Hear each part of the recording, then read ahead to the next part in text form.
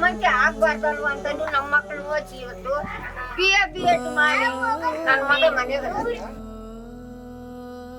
ನಾವ್ ಈ ವಯಸ್ಸಿಗೆ ನಾವೇ ಕೂಲಿ ಮಾಡಿ ಅವ್ರಿಗೆ ಸಾಕಾಗಿತ್ತವ ಅವ್ರೇನ್ ನಮಗೆ ದುಡ್ಡು ಸಾಕ ಪರಿಸ್ಥಿತಿಗಿಲ್ಲ. ನಮ್ಮ ಕ್ಲಾಸ್ ಮಾಡ್ತಾರೆ ಅಷ್ಟು ಬಿಟ್ರೆ ಕ್ಯಾಂಪಸ್ ಸೆಲೆಕ್ಷನ್ ನಮ್ಮ ಇಂಟರ್ನಲ್ ನಾಲೆಡ್ಜ್ ಇತ್ತು ಅಂತಂದ್ರೆ ಸ್ಕಿಲ್ ಇತ್ತು ಅಂದ್ರೆ ನಾವು ಸರ್ವೈವ್ ಆಗ್ಬೋದು. ಬಿಟ್ರೆ ನಾವು ಕಷ್ಟ. ಯಾರು ನಮ್ಮ ಮಕ್ಳಿಗೆ ನೌಕರಿ ಕೊಡಲ್ಲ.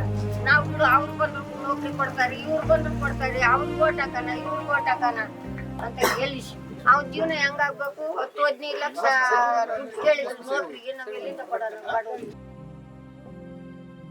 ಈಗ ರಾಜಕಾರಣಕ್ಕೆ ಶಿಕ್ಷಣ ಕ್ಷೇತ್ರದಲ್ಲಿ ಯಾರು ಬಂದಿರ್ಲಿಲ್ಲ, ಎಲ್ಲ ಬಂದಾರಲ್ಲ ಏನೋ ಗೊತ್ತಾ ನೀವು ಹೆಂಗಂತ. ಅದಕ್ಕೆ ನಾವು ಬಂದಿದ್ದೀವಿ ಮಾರ್ಗ ತೋರಿಸ್ತೀವಿ. ಅಷ್ಟೊಂದು ಮಾಡ್ಯಾರ ಒಂದು ಮಾಡ್ತಿದ್ದಾರೆ 100%. ಹಾಡೋ ಭಾಷೆಗೊಂದು ನೀಡೋ ಮಾತಿಗೆಂದು ಶೋಭೆ ತರುವ